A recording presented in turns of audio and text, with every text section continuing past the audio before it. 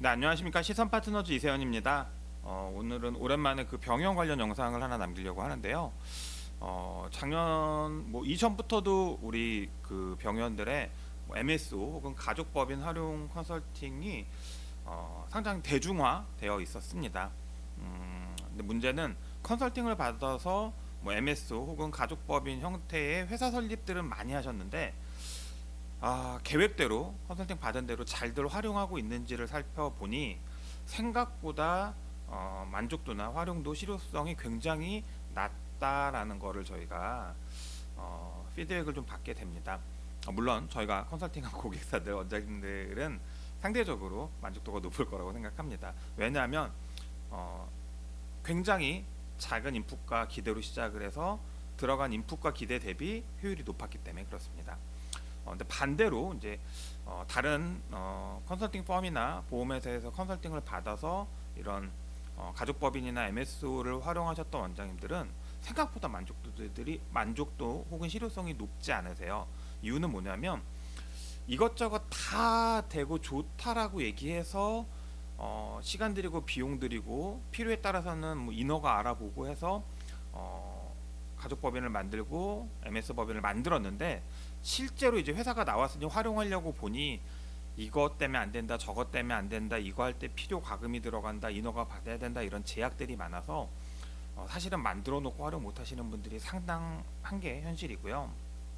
두 번째는 인허가까지 다 받아놨는데 또 관련된 법이 바뀌어서 아직 써먹어보지도 못했는데 비용만 썼는데 시간만 썼는데 또 관련된 법과 제도가 바뀌어서 안 되는 걸로 혹은 다른 걸 보완해야 되는 걸로 이렇게 바뀌어서 기대나 들어간 비용 인풋에 비해서 아웃풋이 아쉽다 이렇게 솔직하게 얘기해 주시는 원장님들이 상당히 많습니다.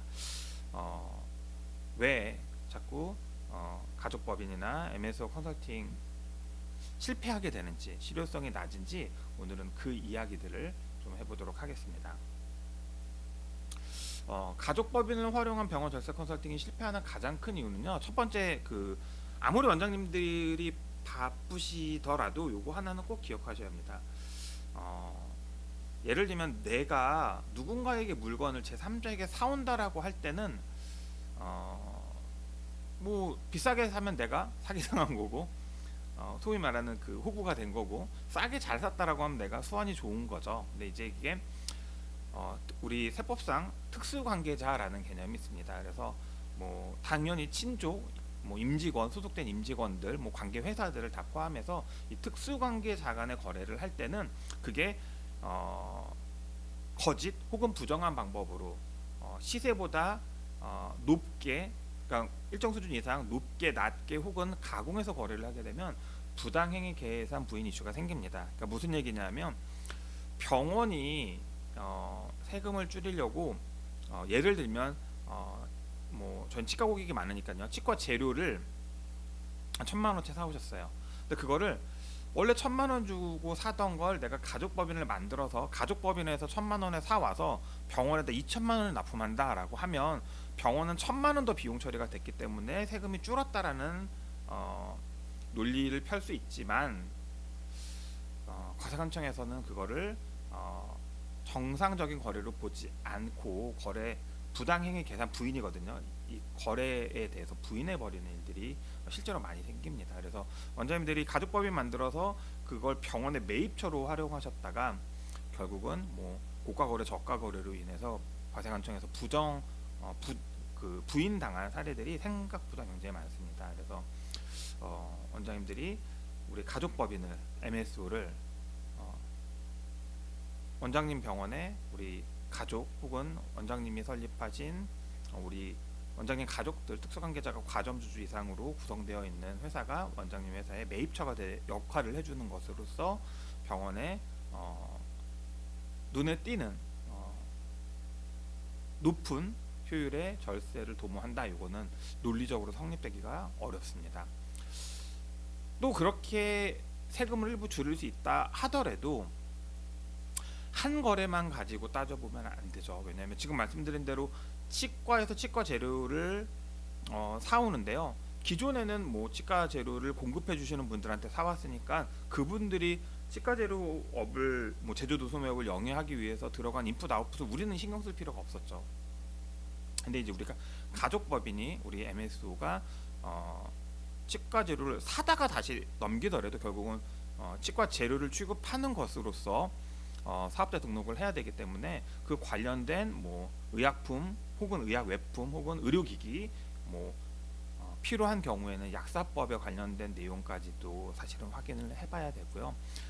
특히나 이제 의약품, 의약외품이나 의료기기 관련된 것들은 인허가를 받아야 되는데 그 시간과 비용이 생각보다 상당히 큽니다. 그래서 저희 최근에도 뭐 이렇게 치과용 재료를 가족법인에서 만들어서 치과에 공급하시려고 행정사 통해서 의료기기 인허가 한번 그 견적을 받아보시고 원장님들 대부분이 포기하시는 일도 있었습니다. 예전에는 그래도 이렇게 좀 인허가 받아서 어차피 한 번 들어가는 고정비니까 이렇게 생각하고 하시는 분들도 있었는데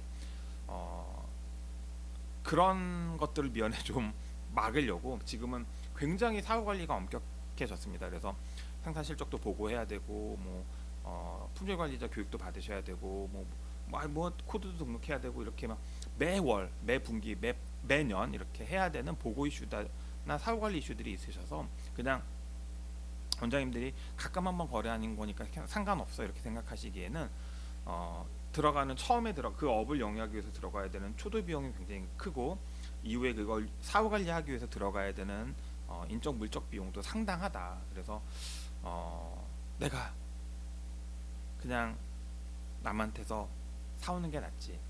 그거를 한번 이렇게 병원의 비용을 조금 더 처리하기 위해서 회사 하나를 더 만들어서 고정비 자체가 커져 버리면 실효성이 굉장히 반감되기 때문에 세무적인 효율 더하기 이제 우리 업법상 의료와 관련된 다양한 업법상 파생되는 인허가 이슈라든가 사후관리 이슈까지 감안한다라고 하면 우리 가족법인이 병원에 의료 관련 매입처가 돼준다라는 거, 의료 관련 부자재나 뭐 관련된 것들을 공급해주는 역할을 한다라는 게 생각보다 논리적이지 않은 경우가 많습니다.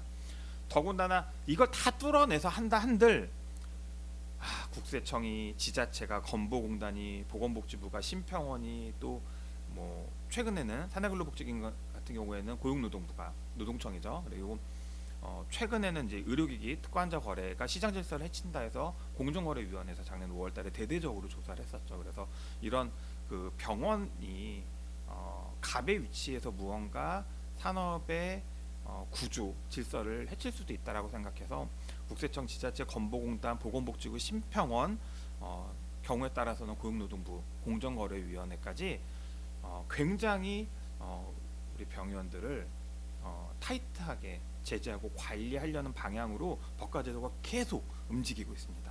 그러니까 한번 딱 통과가 있으면 끝이 아니라 계속 그 법이 점점 타이트해지고 점점 타이트해지고 점점 타이트해지다 보니 우리가 컨설팅 받고 준비했을 때랑은 판이 계속 달라지고 있더라는 거죠. 그래서 실효성이 점점 떨어집니다. 그리고 관련된 뉴스 몇 가지만 봐도요. 뭐 작년에 5월달에 말씀드렸던 것처럼 의료기기 유통시장 불공정 행위를 막는다라고 해서 공정위에서 실태조사 착수해서 대대적으로 우리 병의원이 가족법인을 설립해서 그 가족법인이 의료기기들을 구매 대행이죠. 사실은 사와서 다시 병원에다가 마진 붙여서 납품하는 구조를 타겟으로 문제 삼은 적이 있습니다. 뭐 당연히 의료법 위반 관련해서 현지조사도 하고 있죠. 당연히 하고 있습니다. 세무조사 당연히 굉장히 다양하게 많이 되고 있습니다. 더군다나 작년 12월 24일 날 그 CSO 관련된 법이 바뀌어서 약사법이 개정돼 버렸죠. 개정돼서 CSO들도 이제 약사법에 준하는 그 기준으로 운영을 해야 됩니다. 약사법상 약사들은 특수관계에 있는 병의원들에게 입점할 수도 납품할 수도 없는 구조가 되다 보니 동일한 조건으로 CS도 취급을 받아서 원장님들이 가족법인을 만들어서 CS업을 영위하게 하는 것 자체가 이제는 아예 불가능해져 버렸습니다. 의료기기 취급하기 위해서 우리가 이제 그 의료기기 제조유통법인을 만든다 한들 그 GMP 인증을 받아야 되는데 그 GMP 인증이라는 것들에 대한 제도 이해를 잘 못하셔서 GMP 의료 인증 위반으로 인허가 위반으로 처벌되시는 분들 굉장히 많았죠. 무허가 의료기기를 유통 공급하는 경우에는 그냥 벌금형으로 끝나지 않습니다. 검찰 조사까지 들어갑니다. 그래서 굉장히 많이 문제되는 사례들이 있었습니다. 당연히 그게 특수관계자 간 거래면 특관자 거래 이슈까지 생긴다라고 말씀드렸습니다.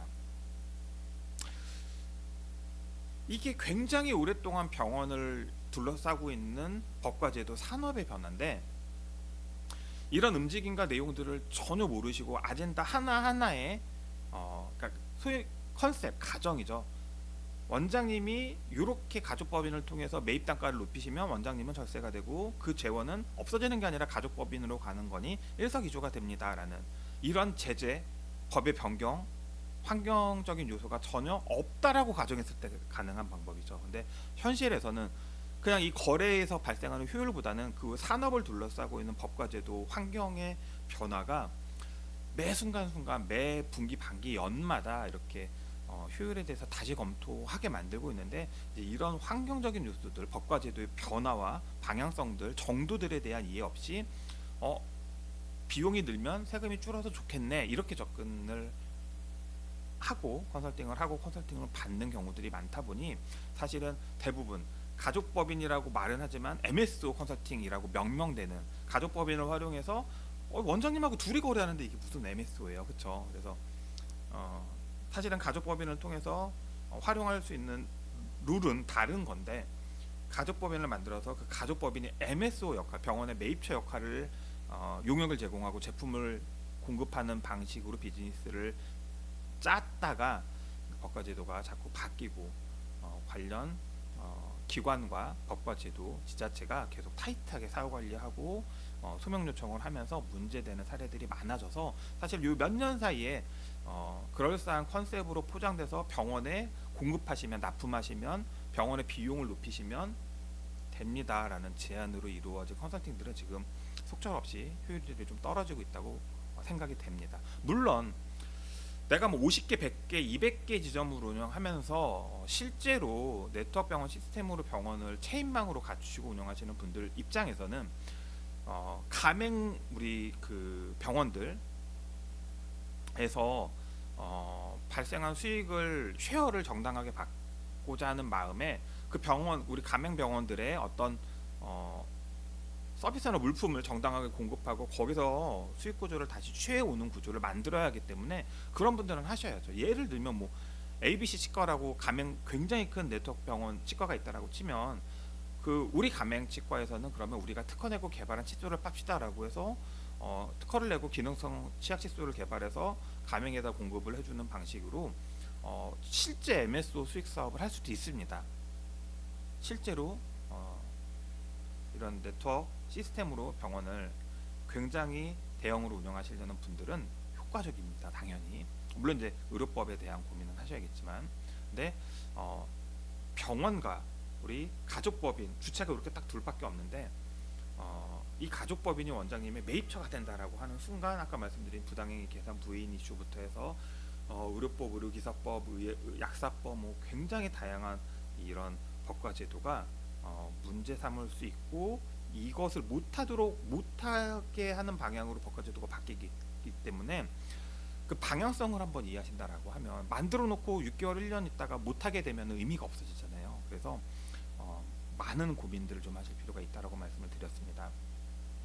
사실 가족법인을 활용한 병원들의 컨설팅 솔루션은 비용을 만든다는 개념이 아니라 지금 화면에 보이는 것처럼 수입을 분산시킨다는 개념입니다. 그러니까 우리나라는 의료법상 의사만 의료 활동을 할 수 있기 때문에 의료 활동에서, 의료 행위에서 기반하는 수입 금액 경제 활동들은 당연히 병원에 귀속시켜야 될 것이고요. 그리고 의사가 의료 행위가 아니니까 의사 자격증이 없어도 할 수 있는 나머지 경제 활동들, 예를 들면 뭐 세미나 수입이라든가 뭐 비품, 소모품, 임대, 뭐 그 부대 시설 운영, 뭐 등등 기타 경영자문, 뭐 관련해서 뭐 인력 파견 뭐 등등등 다양한 의사 자격으로 하는 의료 행위를 제외한 나머지 수입 활동을 우리 가족법인 혹은 자녀법인, 특정법인에게 분리시키면서 이제 사실은 비용 처리가 아니라 매출 혹은 수입의 분산을 통해서 세금을 절감시키는 게 사실은 가족법인의 활용도입니다. 병원에서 20억을 버는데, 의료행위로 20억을 버는데 의료외활동, 예를 들면 뭐가 있을까요? 뭐 예를 들면 연간 세미나로 5억을 번다라고 치면, 지금 20억을 순이익 20억이 나와서 가뜩이나 높은 소득세율을 적용받아서 50% 세금을 내셔야 되는 구조에 와 있는 분이 5억, 세미나로 번 5억까지도 같이 합산해서 이렇게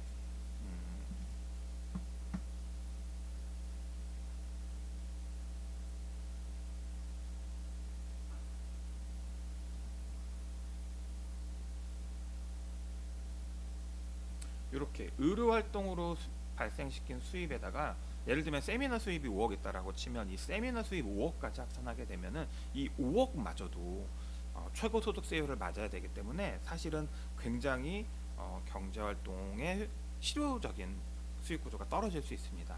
더군다나 그렇게 번 돈을 결국은 우리가 가족들에게 쉐어해주기 위해서는 상속증여라는 툴을 쓸 수밖에 없기 때문에, 부의 무상이전이죠. 무상이전이기 때문에 높은 소득세율을 내고 많이 깎였을 텐데 그걸 또 다시 상속증여세를 내면서 넘겨줘야 되는 구조가 되다 보니까 사실 효율이 굉장히 떨어지죠. 근데 이런 구조의 병원이 대부분이실 텐데, 이 구조에서 가족법인을 활용해서 20억은 어쩔 수 없이 원장님 자격, 의사 자격을 갖고 있는 원장님 병원에서 할 수밖에 없는 일이지만, 이 세미나 수입 5억을 가족법인에다 귀속시킨다라고 하면, 일단 원장님 과표가 20억 더하기 5억인 25억이 아니라 20억만 되기 때문에 20억에 대한 세금만 내면 되죠. 그리고 이 5억은 법인이 가져갔기 때문에 법인은 이 법인에서 발생하는 5억에 대한 20% 법인세율만 부담하면 됩니다. 사실은 이것도 법인세율이 20%라고는 하지만 그 5억을 우리 가족법인의 구성원들이 급여 상여로 가져간다라고 하면 법인세 부담은 조금 더 줄겠죠. 그래서 사실은 의료 외수입 혹은 의료 외 매출들을 가족법인에게 분산시켜줘서 소득의 대상 종류를 분산시키는 것으로서 사실은 절세할 수 있다라는 게 가족법인을 활용한 절세 효과입니다. 높은 소득세율을 법인세율로 대체시키고, 법인에서 번 돈을 가족들이 급여 상여로 가져가는 것으로서 높은 상속증여세보다 훨씬 더 낮은 근로소득세를 낼 수 있게 설계를 해주는 것으로, 상속증여세를 내지 않아도 가족 구성원들의 소득 출처가 마련되고, 원장님들은 높은 소득세율과 4대 보험료를 조금이라도 더 줄일 수 있는 구조를 만든다라는 게 사실은 현실적인 가족법인의 활용 플랜이었습니다. 요거를 이해하지 못하시고 이제 병원에 비용을 만든다라고 접근을 하시다 보니까 자꾸 사고가 나는 거죠. 근데 그 마음은 이해를 합니다. 사실은 종합소득세 우리 산출 프로세스를 좀 놓고 보시면, 매출, 우리 수익 금액이란 매출이거든요. 매출에서 경비를 차감하면 종합소득 금액이죠. 그러니까 거기서 이제 소득공제를 받으면 과세표준이 산출이 되고, 거기 세율을 곱해서 산출세액이 나오는 구조인데요. 보시면 경비를 늘리면 직관적으로 당연히 세금이 줄어듭니다. 아까 우리 병원이 20억 벌었다고 했는데, 병원에서 비용 처리를 5억 더 한다라고 하면 높은 소득세율이 적용되는 구간에서 과표가 5억이 싹 빠져나가는 거기 때문에 직관적으로 세금이 굉장히 많이 줄어듭니다. 더군다나 이 종합소득을 기준으로 해서 우리 건보료가 산출되기 때문에 이렇게 비용을 만든다는 개념은 소득세도 줄이고 건보료도 줄일 수 있다라는 장점이 있어서, 사실은 비용을 만들고 싶어하는 마음들이 큰 거는 사실입니다. 근데 이게 정당한 비용이면 모르겠는데, 이렇게 과세관청이나 다른 다양한 유관기관들에서 문제 삼을 수 있는 거래라고 하면은 득보다 실이 크겠죠. 그렇죠? 특히나 우리 병원들은 국세청에 굉장히 타이트한 관리, 사후검증을 받고 있기 때문에 굉장히 높은 관심으로, 그러니까 국세청 입장에서도 추징할 수 있는 대상을 관리하겠죠. 그래서 과세관청에서 굉장히 엄격한 기준으로 터치할 거기 때문에 갑자기 비용이 늘어서 이익률이 떨어진다거나 경비율이 높아진다라고 하면 반드시 아마 소명하라고 할 것입니다. 그래서 비용을 만든다라는 개념이 피부로 느끼기에는 세금도 줄이고, 직관적으로 세금도 줄이고 건보료도 줄일 수 있기 때문에 매력적이긴 한데, 쉽지 않다. 실제 비용을 쓴 게 아니면 쉽지 않다. 이런 말씀을 드립니다.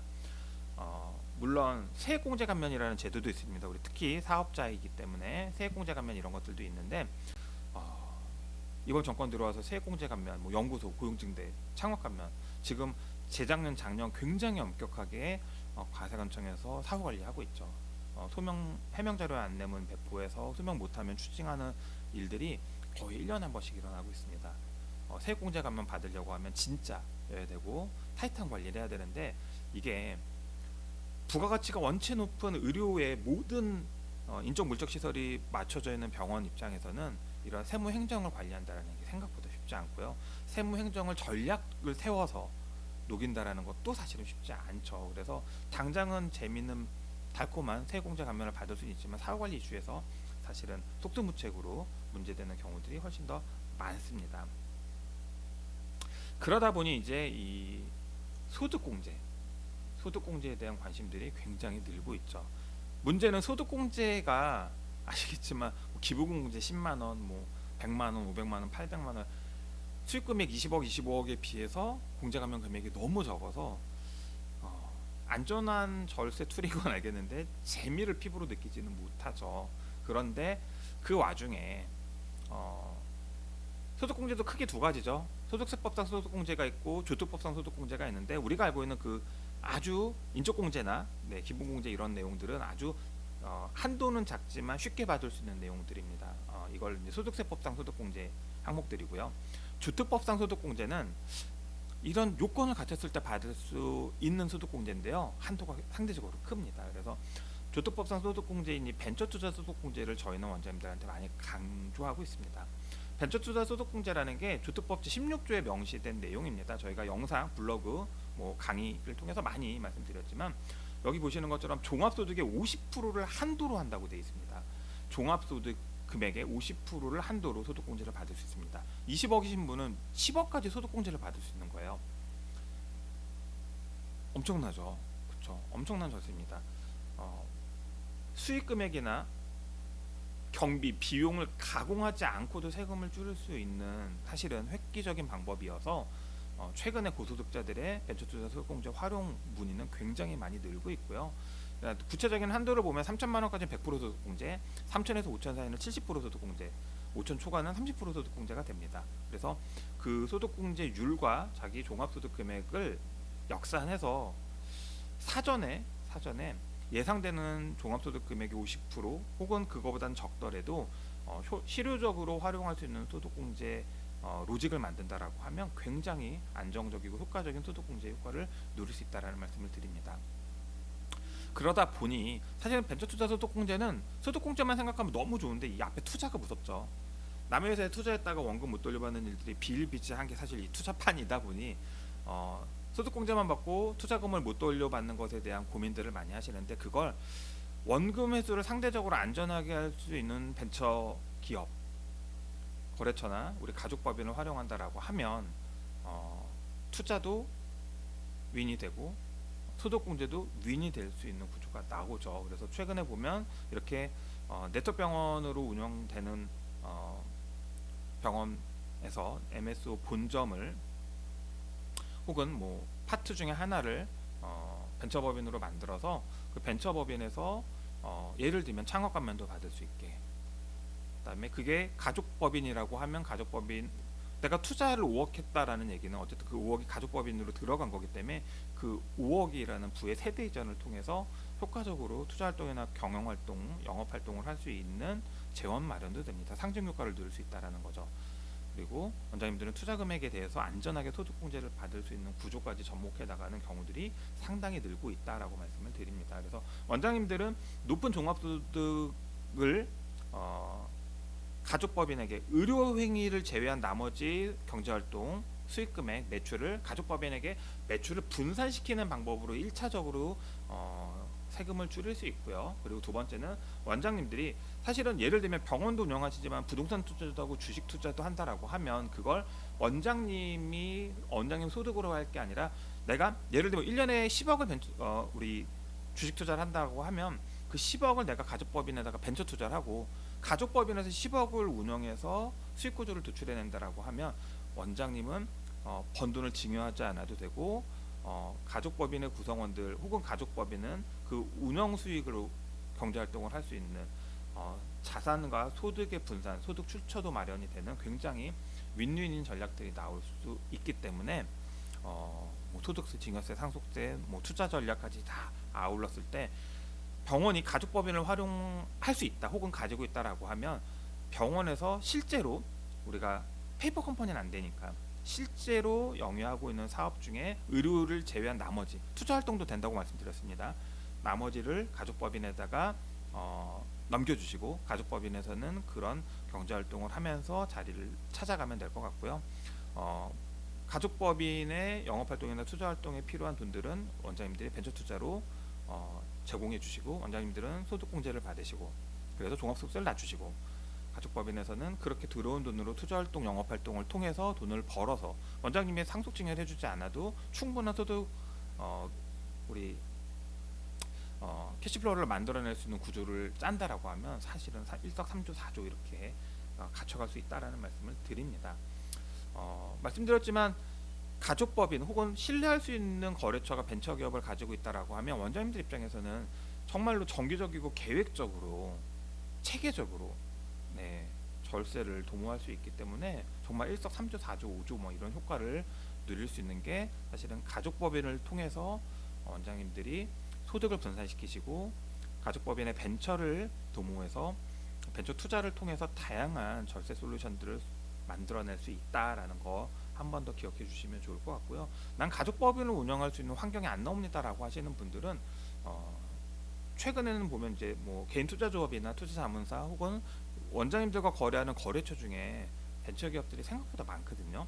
그런 구조를 활용해서도 아마 우리 소득공제 활용할 수 있는 로직이 나오지 않을까라는 생각이 듭니다. 그래서 작년 연말 연초 뭐 이렇게 저희 협업하시는 분들이나 많은 분들이 좀 도와달라 이렇게 요청하셔서 미팅을 좀 해보면, 안타깝게도 정말로 그냥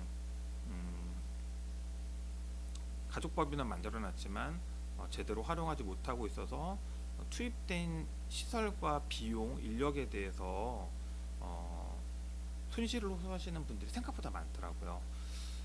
작년에 연말에 CSO 관련해서 약사법 개정됐을 때도 저희가 작년, 재작년에 강의하면서도 계속 말씀드렸지만 CSO 관련해서는 계속 타이트하게 법과 제도가 이미 통과됐고 공포를 했기 때문에 반드시 막힐 거라고 말씀을 드렸음에도 불구하고 이런 산업 환경을 잘 모르시는 분들이 계속 그냥 법과 제도가 바뀌지 않는다는 가정하에 이렇게 거래를 통해서 세금을 줄일 수 있습니다라는 방식으로 제안하고 리딩했던 건들이 연말 24일 법이 바뀌어버렸으니까 안 되잖아요. 그래서 계속해서 이런 실효성 논란이나 활용의 실패 사례들로 고통을 호소하거나, 네, 또 다른 제안들을 찾아다니시는 원장님들이 많은 것 같습니다. 그래서 그런 이슈가 두 번, 세 번 생기지 않도록 늘 말씀드렸지만 진짜 해야 됩니다.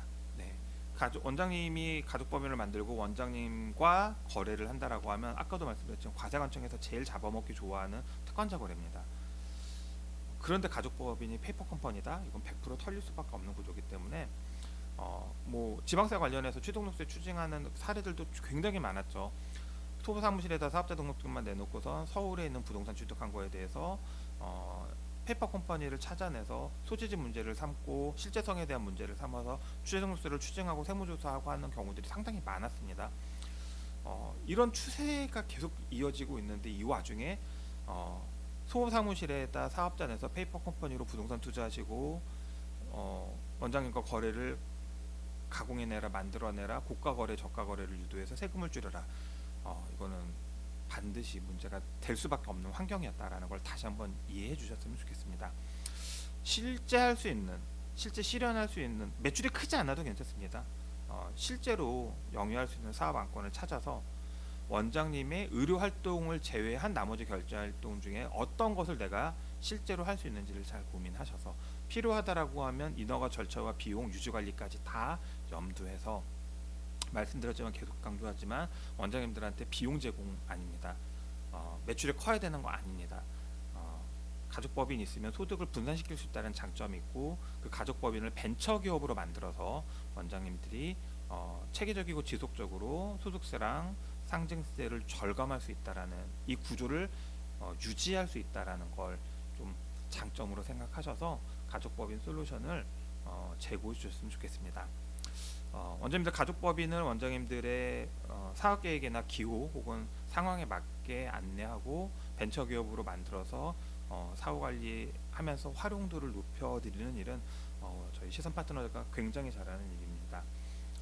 병현들의 가족법인 벤처 컨설팅 많은 분이 기다리겠습니다. 오늘 영상은 여기까지 하겠습니다. 구독, 좋아요 눌러주시고요. 다음 영상으로 찾아뵐게요. 감사합니다.